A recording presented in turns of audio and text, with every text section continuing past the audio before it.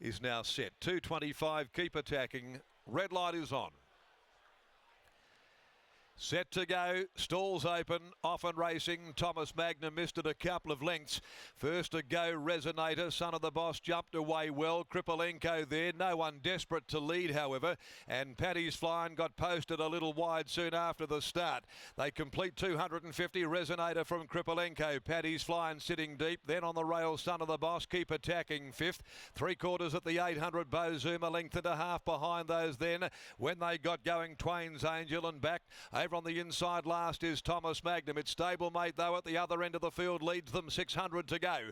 It's Resonator by a half a length on Kripolenko, the top weight, and then Paddy's Flying, who's out there covering additional ground. Son of the Boss with nowhere to go down on the inside, 400 from home, trying to push his way clear. Behind them is the heavily back, keep attacking to the outside for CJP, followed further back behind them Bo Zoom at the 250. Kripolenko joined by Son of the Boss, keep attacking now, launches its run. Twain's Angel gets up on the inside. Keep attacking, reaches the lead with 100 to go. Twain's Angel finishing powerfully along the fence, but Johnston Porter keeps keep attacking going, and keep attacking beat Twain's Angel. Son of the Boss was back behind them third, then Bo Zoom, Kripolenko, Paddy's Flying after covering ground weakening, and the last couple home, Thomas Magnum back with Resonator.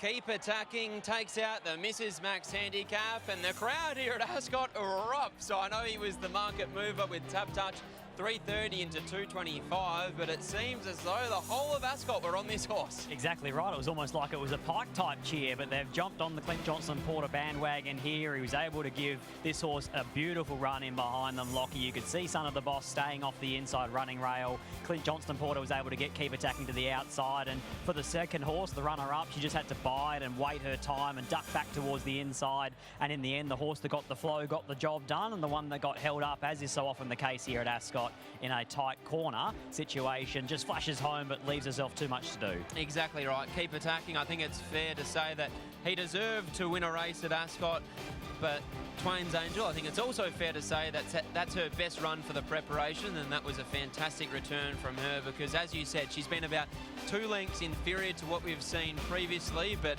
I think I'm happy to declare that she's back after that run. That's exactly what you wanted to see. I mean, obviously you wanted to see her come out and win, but if you're Wally Daly or Sean and Jake Casey, you breathe a bit of a sigh of relief there because you know that your good mare is back to somewhere near her best. Son of the Boss, a horse that I know really well. I've been quite opinionated that this horse goes better with a sit, and I think he showed that, and a cagey ride from Jason Brown. I'm not sure how he stayed off the fence from barrier 1, but he was lucky he did so because the leader in Resonator was off the bridle a long way out from home, and he was a really improved run in third with a big gap back to fourth. Yeah, I disagree. If he leads, he wins, Lockie.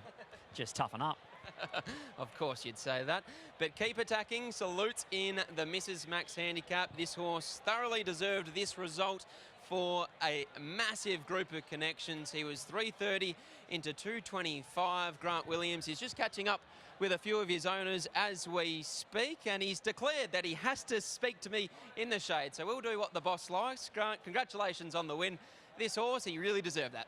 Yeah, sorry, Locke, I haven't got much hair to cover my head, so that's probably why I need this. But he's been promising this for a while. His form's been really good this time in, but we sort of haven't won too many races. So hopefully now he's put his head in front, we might be able to sort of get on a bit of a roll. He's been deep into this preparation. He's been up in work for a long time. How have you viewed his preparation from behind the scenes? Clearly showing no signs of wanting the paddock.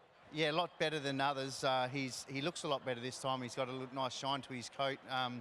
He's always been a sort of a dull-looking horse that didn't really give us much, but he seems to be pretty happy. He lives in the yard now with his own paddock, so I think he might just be pretty used to the surroundings now. Pre-race, Scotty and I touched upon the fact that he was scratched a start or two ago with a hoof abscess, I believe it was. Was that almost a blessing in disguise for a horse deep into a preparation that you maybe just had to back off him for a few days? Oh, look, yeah, maybe. It's, you know what it's like in our surroundings, same as yours. We've got paddocks and pools and stuff like that. Like, their life's pretty good. A lot of them you could race nearly every week, I reckon. But it's just, it was a bit annoying, actually. It's worked out good we won today, but it was a bit annoying because he had a half decent gait that day and he was absolutely flying, we thought, and then we had to scratch him. So just good for the connections. They've been pretty patient with us, you know, like we sort of haven't had much luck with this guy, and he come to us with people telling us that he had obviously a couple of wraps on, so it's just good now we can get a couple of wins. I know you'll be missing your man in Willie Pike for a few months, but you have a pretty nice replacement. Yeah, we have just got to try and get him. He went and rode a Group 1 winner on us a couple of weeks ago, and now everyone wants to put him on. Yeah, no, look, he does a good job, CJ. He's always been a good jockey for us, and just hopefully, he'll obviously pick the eyes out of it now, but I suppose he'll be our #1 man now, so that's probably, he's entitled to do that, so I just hope he can ride a few. Well done. Good luck later today. Thanks, mate. There's Grant Williams. Here's CJP. Clint Johnston-Porter joins us now. Keep attacking, Clint. Looked like you were able to give him a nice enough run, but a little bit awkward with that horse in front wanting to just stay off the fence. Yeah, Brownie popped off the fence early and I was never in a spot to hold my ground. He sort of dictated me out of that, but I was okay with it. There was 1 3 deep, and it was going to always give me a good card up into the race. In the end, it was pretty much a sit and steer job. Cover them very quickly when you were able to pull him to the outside. Yeah, he's probably in the zone, this horse, at the moment. He's probably going as good as he ever has, and he's making our job a lot easier winning like that. All these connections are waiting for us. Off you go to the photo. Yeah, thank you. There's Clint Johnston-Porter combining with Grant Alana Williams and keep attacking to take out the Mrs. Max handicap, as Grant Williams alluded to, and as Scott touched upon at the beginning of today's program, Clint Johnston-Porter, he's potentially the biggest beneficiary of the misfortune of Willie Pike, and that was clearly on display there in race number 3, Scott, with Clint Johnston-Porter delivering an absolute peach of a ride aboard Keep Attacking. You're exactly right. He was able just to be flushed out at the right time, Keep Attacking. He showed his nice turn of foot that he's got, and as much as Twain's Angel pulled late ground off him, by that stage when she got out, the race was already over.